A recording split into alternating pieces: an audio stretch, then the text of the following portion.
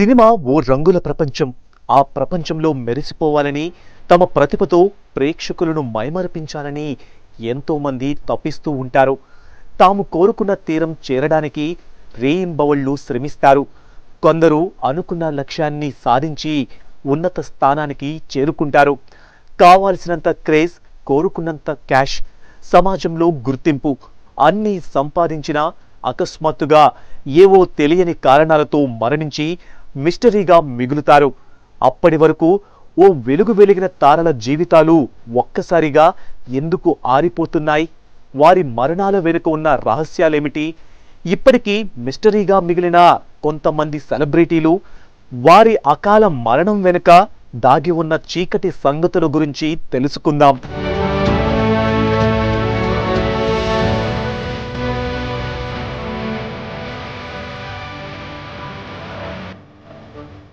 టాలీవుడ్, బాలీవుడ్లను తన అందం, అభినయంతో ఓ ఊపు ఊపిన నటి దివ్యభారతి.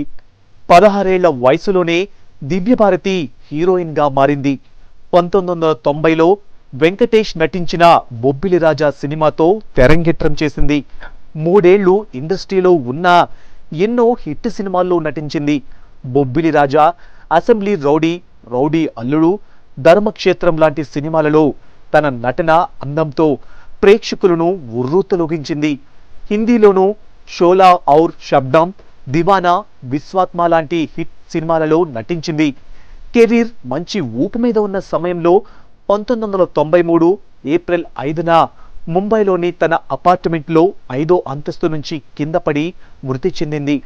అప్పుడామె వయసు 19 సంవత్సరాలు మాత్రమే. మద్యం మత్తులో బాల్కనీ నుంచి కింద పడిందని, ఎవరో తోసేశారని, ఆత్మహత్య చేసుకుందని ఇలా రకరకాల వార్తలు వచ్చాయి. ఆమె ఎలా కింద పడిపోయిందన్నది మాత్రం తేలనే లేదు. పోస్ట్మార్టం రిపోర్ట్ మాత్రం ప్రమాదవశాత్తు కింద పడి చనిపోయినట్లు స్పష్టం చేసింది. దీనిపై విచారణ చేపట్టిన ముంబై పోలీసులు 1996లో కేసును మూసేశారు. ప్రమాదవశాత్తు జరిగిన మరణంగా తేల్చేశారు. ఎన్నో కలలు కంటూ సినీ లోకంలో వెలుగు వెలగాలనుకున్న నటీమణికి 19 ఏళ్లకే 100 ఏళ్లు నిండిపోయాయి. ఆమె టాలెంటే ఆమెకు శత్రువైందా? నమ్మిన వాళ్లే నట్టేటా ముంచేశారా? ఏమీ తెలియలేదు. మరణం వెనుక రహస్యాలేమీ బయటకు రాలేదు. ఆమె ప్రాణం మాత్రం పోయింది.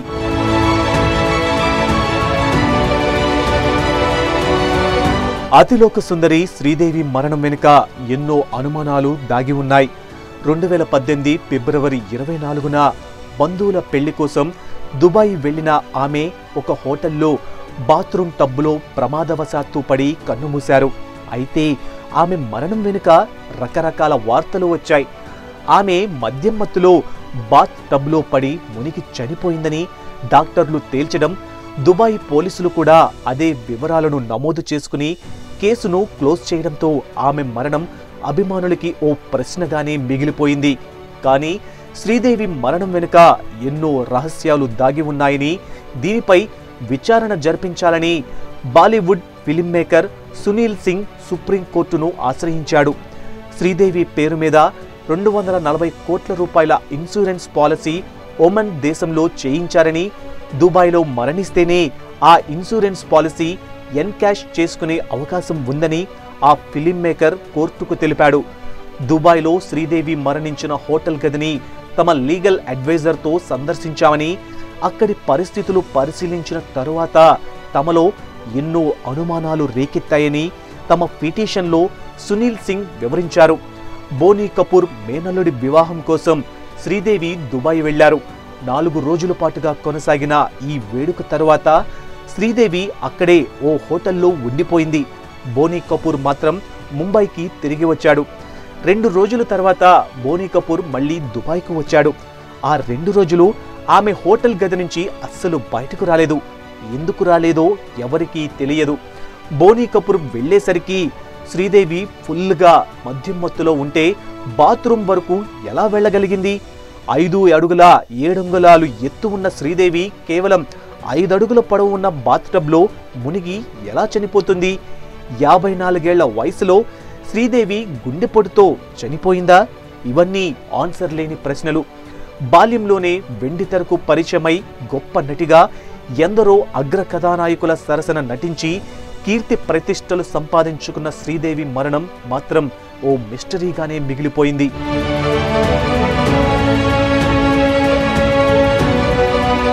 అప్పట్లో సినిమాలో హీరోయిన్ గా తనకంటూ ప్రత్యేక గుర్తింపు తెచ్చుకున్న ప్రత్యూషను ఎంత దారుణంగా చంపారో చాలా మందికి తెలియదు.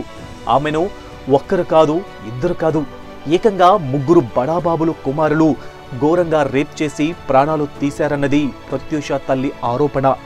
ప్రత్యూషకు మొదట నుంచి నటి కావాలని కోరిక ఉండేదని, దానికోసం ఆమె తీవ్రంగా శ్రమించి పట్టుదలతో కృషి చేసి నటిగా నిరూపించుకుందన్నారు.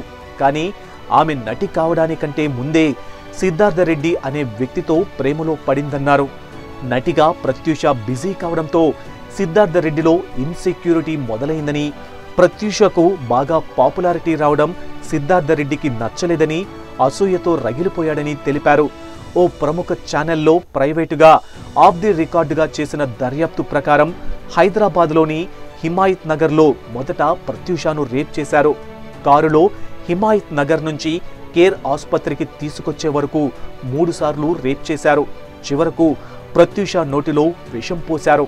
సిద్ధార్థ రెడ్డి ప్రత్యూష ఆత్మహత్య చేసుకున్నారని నిరూపించడానికి సిద్ధార్థ రెడ్డి మూతి వద్ద కొంత విషం పూశారు.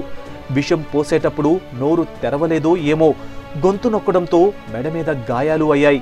ఇదేమంటని వైద్యులను అడిగితే వైద్యం చేసేటప్పుడు పెట్టిన క్లిప్స్ గుర్తులు అని వైద్యులు వెల్లడించారు. ఈ దారుణంలో తెలుగుదేశం పార్టీ మినిస్టర్ల కొడుకులు, మాజీ కాంగ్రెస్ ఎమ్మెల్యే కుమారుడు సిద్ధార్థ రెడ్డి ఉన్నారు అని ఆ దర్యాప్తులో తేలింది. మొత్తానికి ఇంట్లో పెళ్లికి ఒప్పుకోకపోవడంతో ప్రత్యూష, సిద్ధార్థ రెడ్డి కూల్ డ్రింక్లో విషం కలుపుకొని తాగారని, అదృష్టం కొద్దీ సిద్ధార్థ రెడ్డి బతికాడని, ప్రత్యూష మాత్రం మరణించిందని తేల్చారు. కానీ ప్రత్యూష మరణం తర్వాత ఆమె తల్లిని ఐసీయూలోకి అనుమతించలేదు. అదే ఐసీయూలోనికి అబ్బాయిని చూడడానికి మాత్రం వాళ్ల తరపు బంధువులను అనుమతించారు. అత్యాచారం చేసి గొంతు నులిమి చంపేశారంటూ డాక్టర్ మునుస్వామి ఫోరెన్సిక్ రిపోర్ట్లో వెల్లడైంది. కానీ ఆ తరువాత మునుస్వామి రోడ్డు ప్రమాదంలో చనిపోయాడు.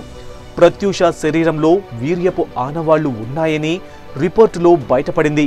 సరైన సాక్ష్యాలు లేకపోవడం వల్లే తాను ఏమీ చేయలేకపోయాను అని, నాటి ప్రభుత్వ పెద్దల అండతో సాక్ష్యాలను తారుమారు చేశారని ప్రత్యూష తల్లి ఆరోపిస్తుంది. అయినా సరే తన కూతురికి న్యాయం జరగాలని, దోషులకు శిక్ష పడాలని 15 ఏళ్లుగా పట్టువదలని విక్రమార్కుడిలా పోరాడుతూనే ఉంది.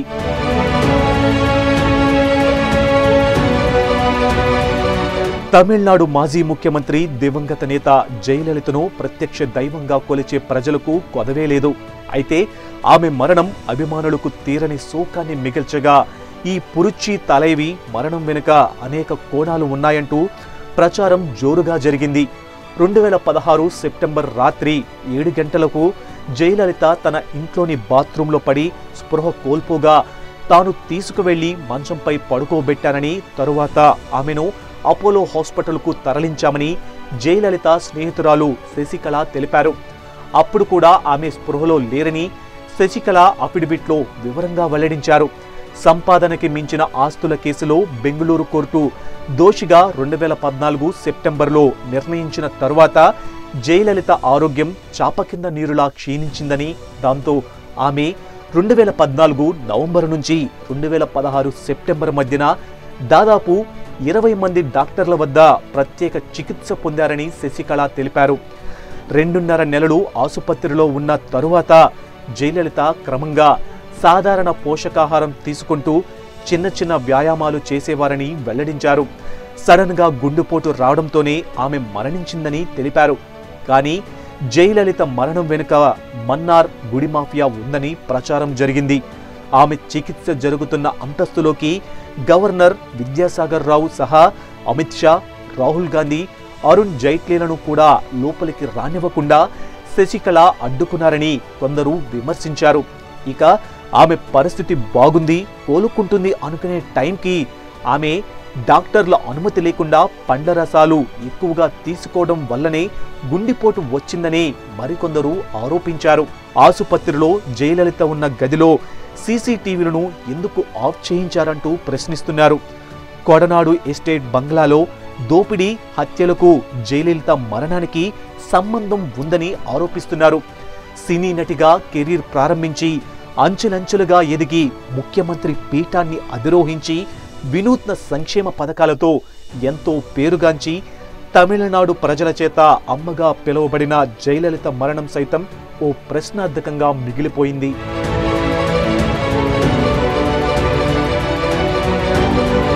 పాప్ ప్రపంచాన్ని ఉర్రు తొలగించిన మైకేల్ జాక్సన్ మరణం ఒక మిస్టరీగా మిగిలింది. 2009లో మైకేల్ జాక్సన్ మరణించారు. అతిగా డ్రగ్స్ వాడడం వల్ల మైకేల్ జాక్సన్ మరణించినట్లు కొంతమంది భావించారు.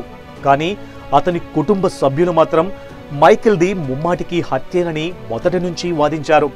2009 జూన్ 25వ తేదీన మైకేల్ అనుమానాస్పద రీతిలో మృతి చెందారు. ఆ తరువాత జూలై 7వ తేదీన షెరిల్ మెక్విల్లీ విడుదల చేసిన డెత్ సర్టిఫికేట్లో ఆయన మరణానికి గల కారణాన్ని వెల్లడించలేదు. కానీ ఆ తరువాత ఆగస్టు 31న క్రిస్టఫర్ రోజర్స్ అనే వైద్యాధికారి జారీ చేసిన డెత్ సర్టిఫికేట్లో ఆయనది సహజ మరణం కాదని వెల్లడించారు. ఇంట్రావీనస్ ఇంజెక్షన్ ద్వారా ప్రోపోఫాల్ అనే మాదక ద్రవ్యాన్ని మోతాదుకు మించి ఇవ్వడంతో ఆయన మృతి చెందినట్లు క్రిస్టఫర్ వెల్లడించారు. ఈ రిపోర్టుతో జాక్సన్ వ్యక్తిగత వైద్యుడు డాక్టర్ ముర్రే చుట్టూ ఉచ్చు బిగుసుకుంది. లాస్ ఏంజల్స్ పోలీసులు ఆయనపై హత్య అభియోగం కింద కేసును నమోదు చేశారు. తరువాత ఆ వైద్యుడు కనిపించకుండా పోవటం పలు అనుమానాలకు తావిచ్చింది. కాగా జాక్సన్ మరణించే ముందు తన స్నేహితుడు వ్యాపారవేత్త అయిన జాకబ్ షెగెన్కు మొత్తం 13 లెటర్లు రాసినట్లు తెలిసింది. నేను ప్రమాదంలో ఉన్నాను, వాళ్ళు నన్ను ఖచ్చితంగా చంపేస్తారు అంటూ 13 ఉత్తరాలను తన మిత్రుడికి జాక్సన్ రాశాడట. లండన్కు చెందిన ఓ మ్యూజిక్ సంస్థ ఏఈజీ తనను విపరీతంగా ఒత్తిడికి గురి చేస్తుందని, జీవితం పట్ల తనకు భయంగా ఉందని జాక్సన్ చెప్పినట్లు తన మిత్రుడు తెలిపాడు. తన పాప్ సంగీతంతో ప్రపంచాన్ని ఉర్రూ తొలగించిన మైకేల్ జాక్సన్ డ్రగ్స్ వల్ల చనిపోయారా, ఎవరైనా హత్య చేయించారా, అప్పుల భారంతో ఒత్తిడి తట్టుకోలేక తనే ఎక్కువ మోతాదులో డ్రగ్స్ తీసుకున్నారా అన్న విషయంపై మాత్రం స్పష్టత రాలేదు.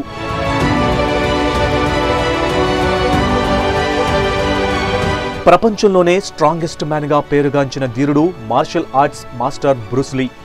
చాలా తక్కువ కాలంలో వరల్డ్ వైడ్గా ఖ్యాతి సాధించిన ఇతను అర్ధాంతరంగా ఈ లోకాన్ని వదిలి వెళ్లిపోయాడు. ఇతను చనిపోయినా చాలా కాలమైనా అతని మరణానికి సంబంధించిన మిస్టరీపై ఇప్పటికీ చర్చ జరుగుతూనే ఉంది. ఫీడ్ ఫైటింగ్ టెక్నిక్తో ప్రపంచవ్యాప్త గుర్తింపు తెచ్చుకున్న బ్రూస్ లీ 32 ఏళ్లకే చనిపోయాడు. బ్రూస్ లీ తన చిన్నతనంలో ఆత్మరక్షణ కోసం తండ్రి దగ్గర నుంచి తాంచీ చువాన్ అనే యుద్ధ విద్యను నేర్చుకున్నారు. కుంఫులో భాగమైన వింగ్ చున్లో శిక్షణ కోసం ఇప్ మెన్ దగ్గర ట్రైనింగ్ తీసుకున్నాడు. అతనికి 18 సంవత్సరాలు వచ్చే నాటికే 12 సినిమాల్లో నటించాడు. ప్రపంచవ్యాప్తంగా పేరు ప్రఖ్యాతలు సంపాదించాడు. మార్షల్ ఆర్ట్స్ను ప్రపంచానికి తన సినిమాల ద్వారా పరిచయం చేశాడు. ఓ రోజు గేమ్ ఆఫ్ ది డెత్ అనే సినిమాపై చర్చించడానికి హీరోయిన్ బెట్టీ టింగ్ ఇంటికి వెళ్ళాడు. బెట్టీ ఇంట్లో ఉన్న బ్రూస్ లీకి సాయంత్రం విపరీతంగా తలనొప్పి వచ్చింది. తలనొప్పి తగ్గడానికి బెట్టీ టింగ్ ఈక్వాజెసిక్ టాబ్లెట్ని ఇచ్చింది. అది వేసుకుని పడుకున్న బ్రూస్ లీ మళ్లీ లేవలేదు. ఆసుపత్రికి తీసుకువెళ్లినా వైద్యం చేసినా ఏమాత్రం స్పందించని బ్రూస్ లీ ఆ నిద్రలోనే కన్నుమూశాడు. బెట్టీ ఇచ్చిన టాబ్లెట్ వల్లే బ్రూస్ లీ మరణించాడని, టాబ్లెట్ రియాక్షన్ వల్లే ఇలా జరిగిందని డాక్టర్లు నివేదిక కూడా ఇచ్చారు. కానీ బెట్టీ విషం ఇచ్చి చంపేసిందని చాలామంది నమ్ముతూ ఉంటారు. అలాగే బ్రూస్ లీ సెక్స్ సామర్థ్యం కోసం టాబ్లెట్స్ వేసుకునేవాడని, దాంతో గంటల తరబడి సెక్స్ చేసేవాడని, దాన్ని భరించడం స్త్రీల వల్ల అయ్యేది కాదని ఒక టాక్. దీంతో బెట్టీని కూడా అలా చేయడానికి ప్రయత్నించడంతో ఆమె అక్కడున్న యాస్ట్రేతో తలపై బాదడంతో చనిపోయాడని అంటారు. బ్రూస్ లీని కొందరు హాంకాంగ్ ఫిలిం ప్రొడ్యూసర్లు మాఫియాతో కలిసి చంపారని, సీక్రెట్ చైనీస్ ఆర్గనైజేషన్ ట్రయాడ్కు చెందిన వ్యక్తులే బ్రూస్ లీని చంపించారని, బ్రూస్ లీ చాలామంది మార్షల్ ఆర్ట్స్ ఆర్టిస్టులను ఎదిరించాడని, వారే బ్రూస్ లీని చంపించారని, ఇలా అనేక పుకార్లు, అనుమానాలు బ్రూస్ లీ మరణంపై వినిపిస్తూనే ఉంటాయి.